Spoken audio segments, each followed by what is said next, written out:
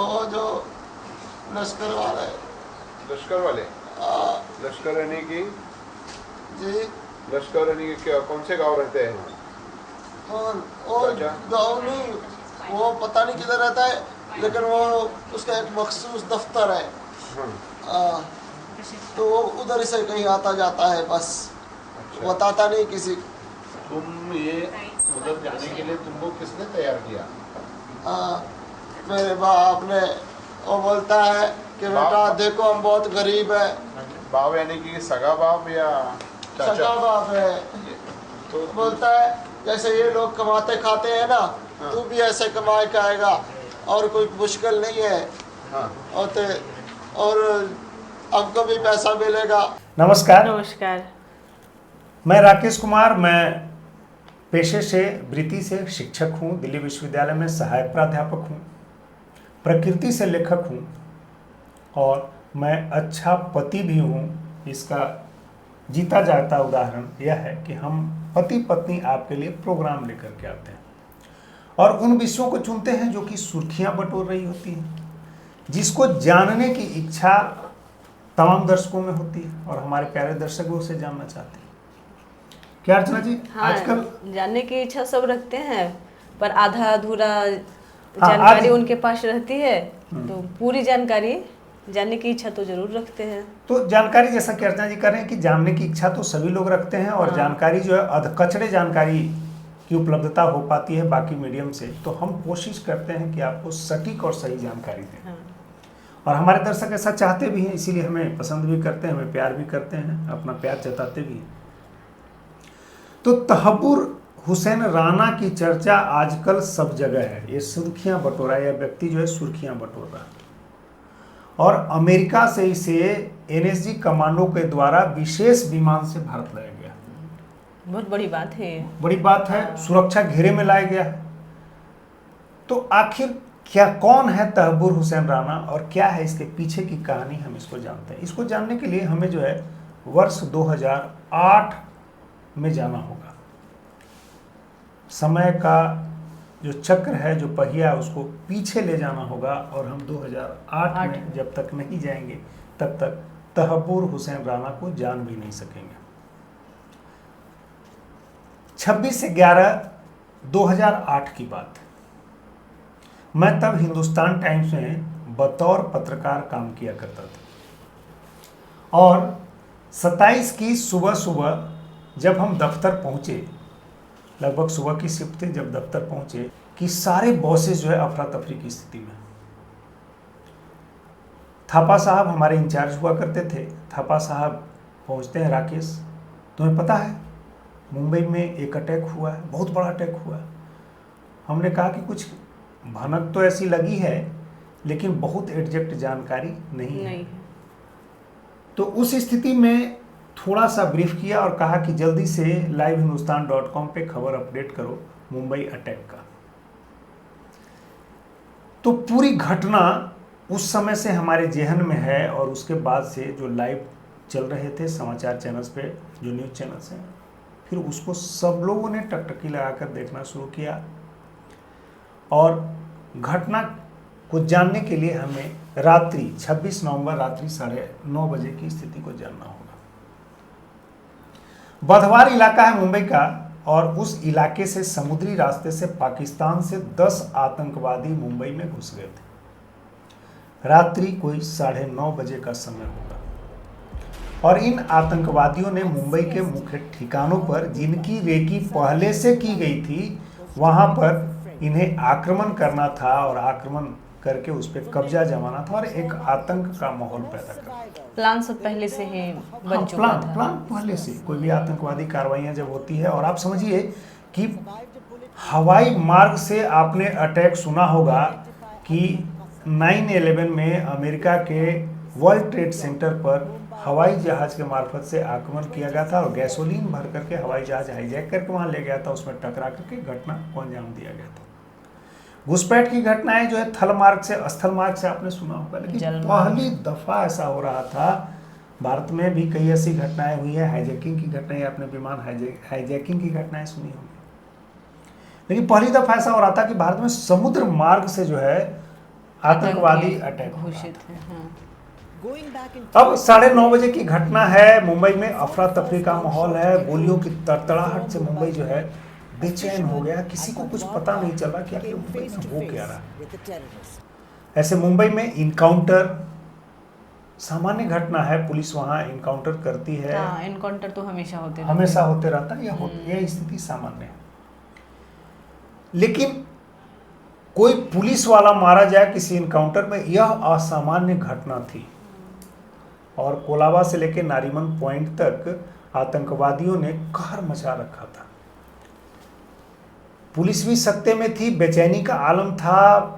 नगरवासी, मुंबई नगरवासी यह समझ नहीं पा रहे थे कि क्या हो गया है, कैसे क्या करना, अब जान कैसे बचेगी। इस तरह की एक ऊहापोह की स्थिति थी, बेचैनी की स्थिति, खौफनाक मंजर था। अधिकारियों ने इसकी सूचना सीएम को दी। उस समय तत्कालीन जो मुख्यमंत्री थे महाराष्ट्र के, कौन मुख्यमंत्री उस टाइम?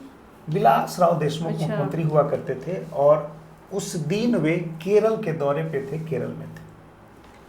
अधिकारियों को समझने में भी देर हुई और अधिकारियों ने मुख्यमंत्री को सूचना दी और मुख्यमंत्री को भी इस बात को समझने में काफी, अधिकारियों को समझने में देर मतलब किस, उन्हें अब बात समझ में नहीं आ रहा था कि किन किन जगहों पे आक्रमण हुआ, कहां से लोग आक्रमण करने वाले लोग कौन हैं और किस तरह से इसको टैकल किया जाए। क्या लोकल पुलिस ही टैकल कर पाएगी या फिर बाहर से एजेंसीज की मदद लेनी पड़ेगी। तो अधिकारियों को भी समझने में देर हुई और अधिकारियों ने इसकी सूचना, जो बाहर थे उस समय, जो निवर्तमान मुख्यमंत्री विलासराव देशमुख, हो सके अधिकारी ये सोच ही नहीं सके होंगे कि बाहर से भी आतंकी आकर, हाँ बिल्कुल इस बात की भी पूरी संभावना कि अधिकारियों को, जो पुलिस अधिकारी से लेकर के तमाम आला अधिकारी हैं, इन्हें इस बात की समझ ही नहीं हो पाई होगी कि ये आक्रमण बाहर से हुए या शहर के भीतर से हुए।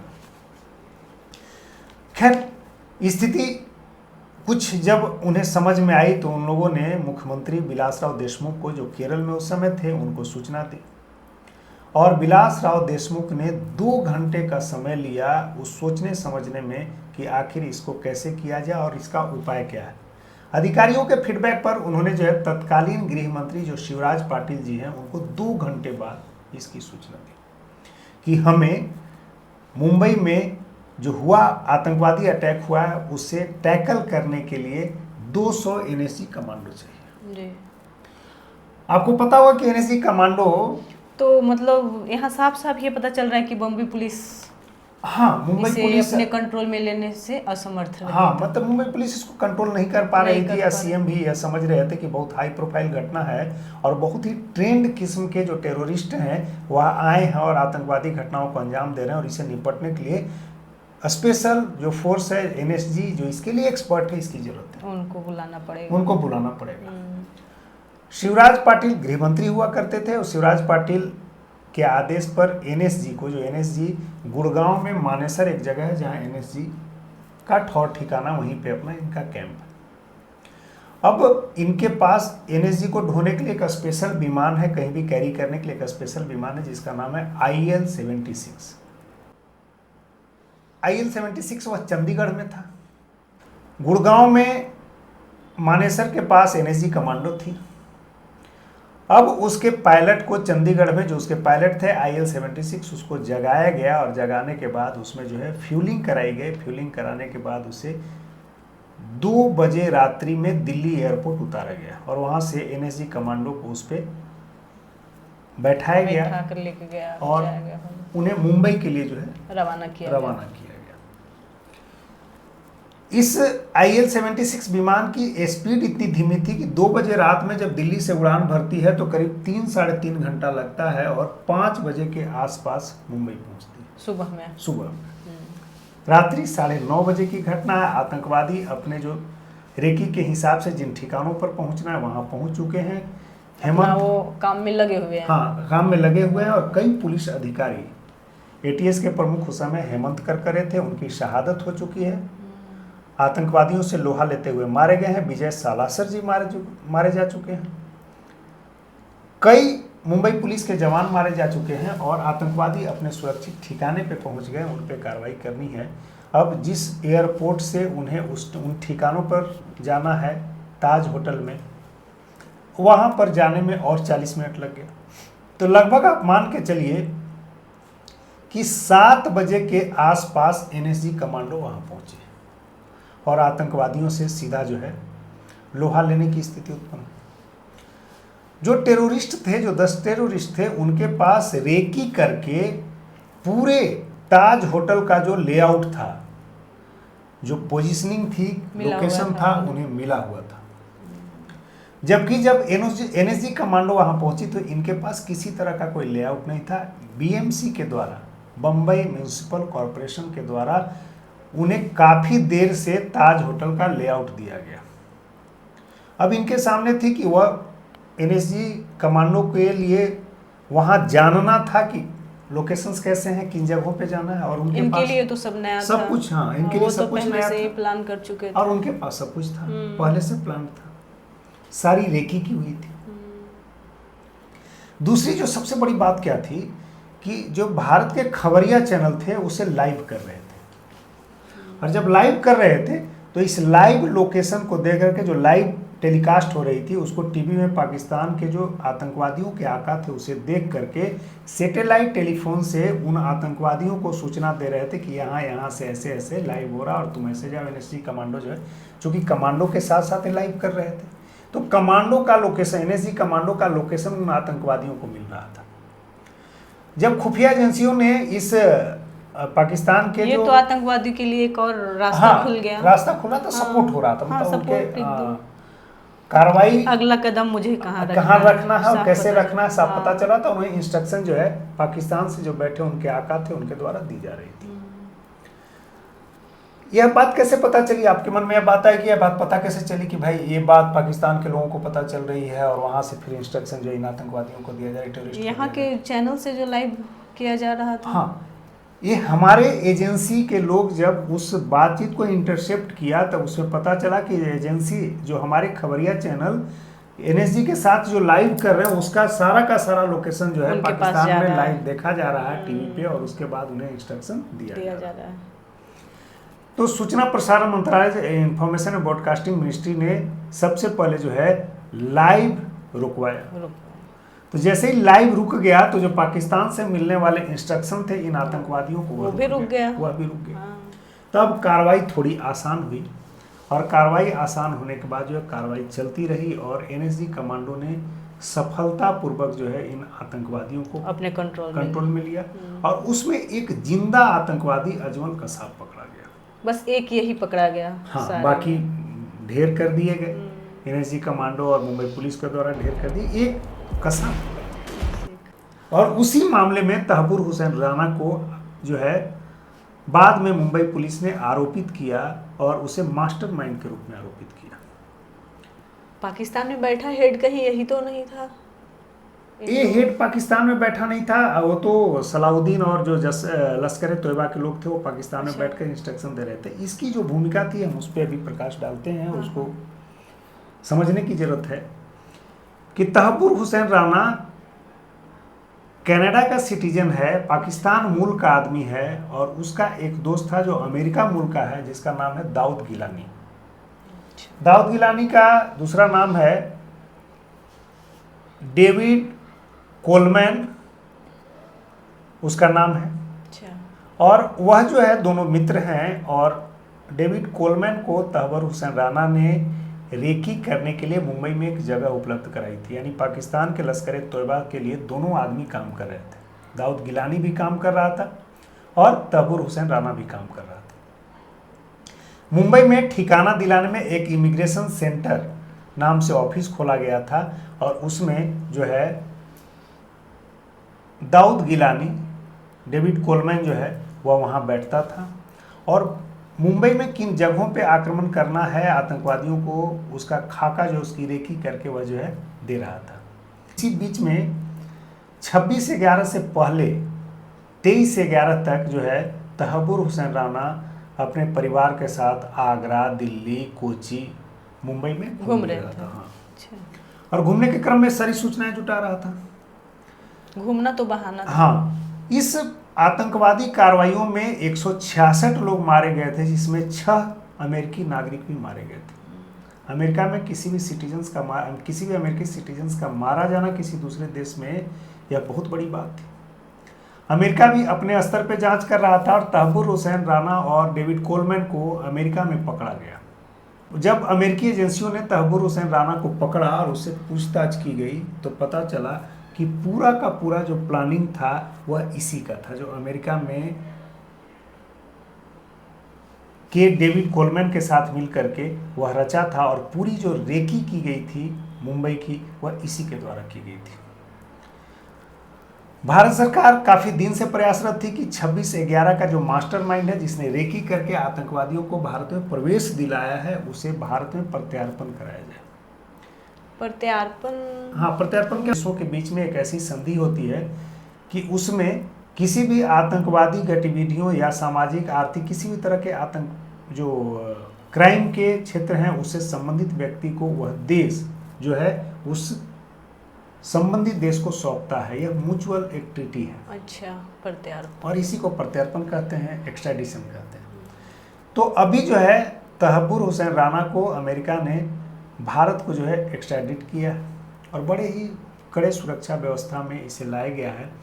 अब जो NIA है, नेशनल इन्वेस्टिगेटिंग एजेंसी, वह तहब्बुर हुसैन राणा से पूछताछ करेगी और पूछताछ करने के बाद जो है सच उगलवाएगी कि किस किस तरह से जो है 26/11 के घटनाओं को जो है अंजाम दिया गया है, प्लान किया गया था और कैसे जो है वह मास्टरमाइंड इसे कराने में सफल रहा था। तो यह भारत के लिए बड़ी उपलब्धि है और जांच एजेंसी को और भी सहूलियत है क्योंकि अजमल कसाब ने बहुत सारे ऐसे जो है, चूंकि उसे जिंदा पकड़ा गया था और उसका जो है बयान दर्ज किया गया था और राज भी हाँ, उसमें बहुत सारे राज उगले थे। हाँ। और इस वीडियो में मैं संलग्न भी करूंगा वो जो राज उगले थे।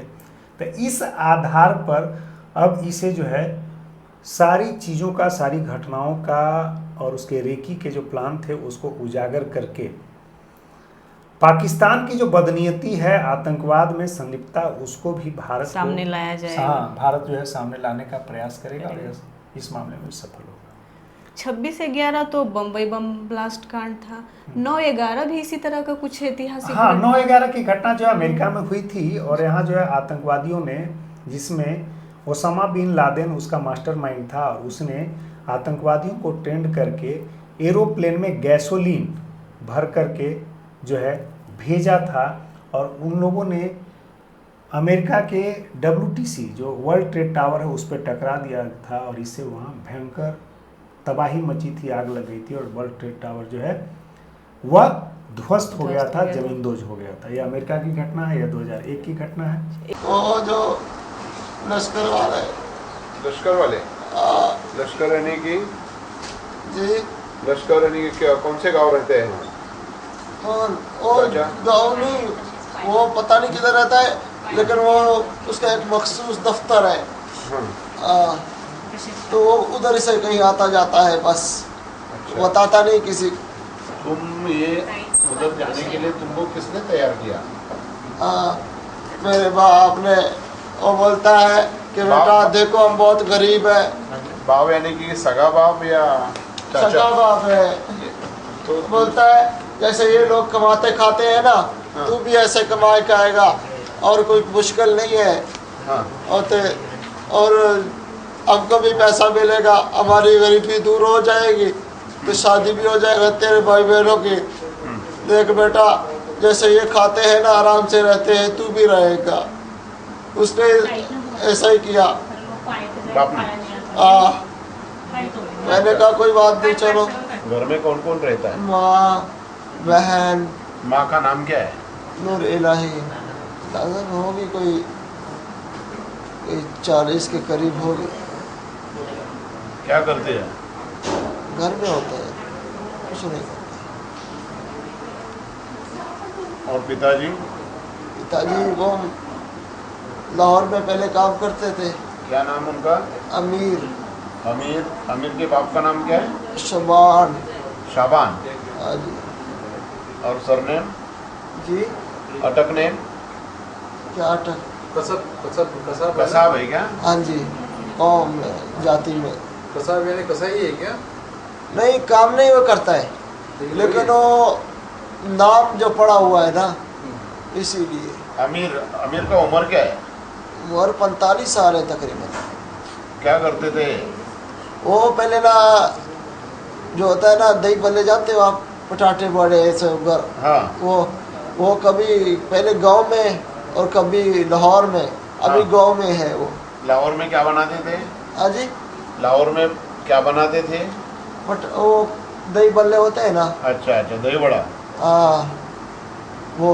लेकिन उधर किराया मराया भी तो घर का खर्चा नहीं चलता है। हाँ। भाई कितने हैं? 2 और है मेरे साथ। हाँ? हम 3 है, 3, 2 और है मेरे सिवा। तुमका नाम, पहले का नाम क्या है? अफजल। अफजल का उम्र क्या है? और उसका मुझसे 4 साल बड़ा है, 25 साल है तकरीबन। उसका 2 बच्चे हैं। तेरे भाई को, मतलब पत्नी का नाम क्या है उसके, वाइफ का? उसके सफ़िया। और उसको बच्चे कितने? 2 ना, लड़के हैं या लड़कियां? एक लड़का है, एक लड़की है। और अफजल को लड़के है ना, लड़के का नाम क्या है अफजल के? आदिल। आदिल। आदिल का उम्र क्या है? आदिल का उम्र तकरीबन हो गया है 7-8 साल का। अच्छा। और वो लड़की है? लड़की का वो भी पैदा हुई थी, मुझे उसका नाम नहीं पता है। उम्र क्या है?